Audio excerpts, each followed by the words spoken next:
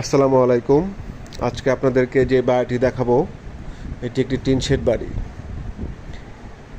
বাড়িটিতে বড় রুম রয়েছে 11টি এবং ছোট রুম রয়েছে 2টি